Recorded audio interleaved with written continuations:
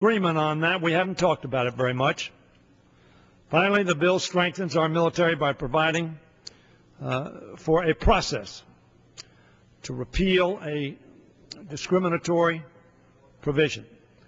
Now, I want my friends to listen to this, and they're not going to be happy with me. I'm 70 years of age. I was in college in the late 50s and early 60s. Now, Bill Clinton was in college in the late 60s. His generation of Americans were motivated by the Vietnam War, one way or the other.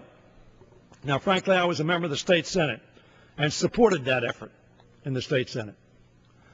But in the late 50s and early 60s, the motivating force for young people in this country was civil rights. It was about living out the promise of American equality. It was about a commitment of this country, which was the bedrock of this country, that all men were created equal and endowed not by us, but by their Creator with certain unalienable rights. And I will tell my friends, I have some rhetoric here that was used in 1940, 41, 42, 43, 45, 46. When there were some Americans, you didn't have to ask. They didn't have to tell, because you knew they were African Americans. There was no hiding that. And we segregated them. And I heard Strom Thurmond stand on the floor of the Senate. He was a Democrat, speaking about discriminating against people because of the color of their skin, separate but equal. I've heard the same rhetoric. Let me read some of it. The Army is the wrong place for social experiments. Keep African Americans in their place. I was angered in the 1950s and 1960s when I saw that kind of rhetoric, because I thought that was not the America that I was so proud of. Hear that language that was used back in 1948, and read the transcripts today. In 1965, I was the sponsor, in 1990, the sponsor of the Americans with Disabilities Act. There was an amendment offered that said people with AIDS could not be waiters and waitresses. Why? Because people wouldn't come into restaurants if they knew that somebody with AIDS was serving them. Of course, all the scientists, all the medical personnel said there was no way to transmit AIDS by handling plates or food. And I pulled out some rhetoric, interesting enough, from 1965. When the Public Accommodations Law was considered on this floor. And guess what they said? They said if we have African American waiters and waitresses, people won't come into our restaurant. That's why we don't have African American waiters and African American restaurants. That was not the America for which I stand. Strom Thurmond, however, said, and other Democrats, now he didn't stay a Democrat, as all of you know, throughout his career, said, no, we'll keep people separate.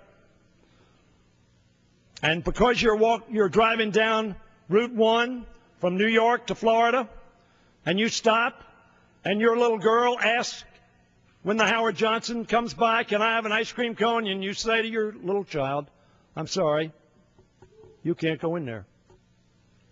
You're the wrong color. Can't stay at that hotel. Now, in their era, they thought they were being good Americans, I presume.